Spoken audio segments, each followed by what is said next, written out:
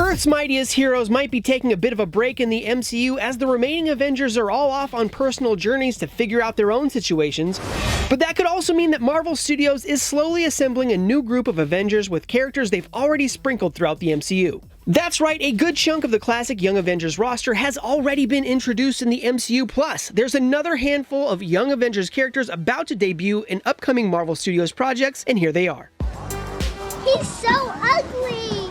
I love him! Scott Lang's daughter Cassie appeared in both Ant-Man films, and an older version of the character appears in Avengers Endgame after this heroic rat saved half the universe by bringing back a very confused Scott from his vacay in the quantum realm. When Ant-Man and the Wasp: Quantumania drops in 2023, we'll likely see Cassie again, but will she sport an Ant-Man suit and take the name Stature? I guess we'll find out, but if it did happen, that would be huge. Yeah, kick ass! I feel the need. Bust me! Ow!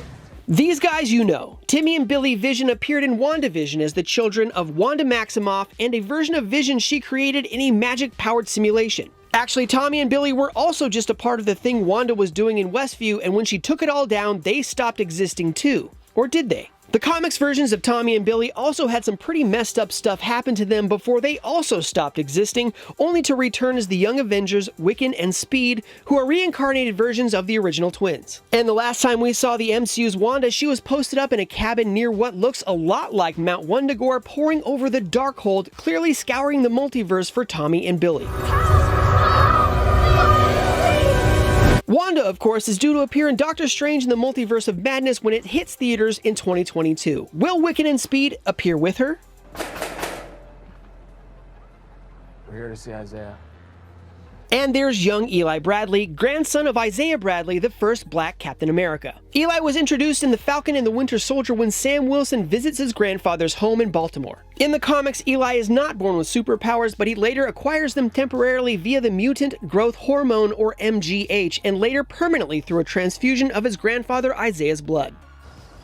Good job, Hawkeye. Go get your arrow. Kate Bishop is a key member of the Young Avengers in the comics, and no, she's not Hawkeye's daughter. She's a rich kid from Manhattan who idolized the Avengers, well, one in particular, Hawkeye.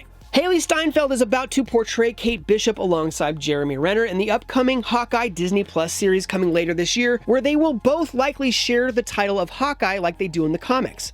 Confusing? Yes, actually. Whoa! This is amazing!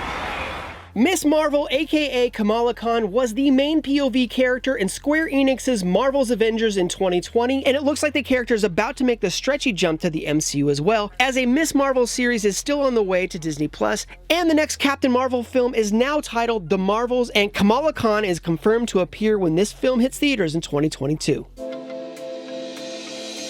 Miss America, aka America Chavez, is another Young Avengers member headed for the big screen. The character is expected to appear in Doctor Strange in the Multiverse of Madness, played by Xochitl Gomez. Now, this makes a ton of sense since Miss America's powers are very multiverse-based. She can kick star-shaped holes in reality, which she can then use to jump in between realities of the multiverse. Now, Miss America has a bunch of other super useful abilities in the comics like super speed and energy blast, but it's her reality hopping skills that make her a perfect fit for Doctor Strange in the Multiverse of Madness.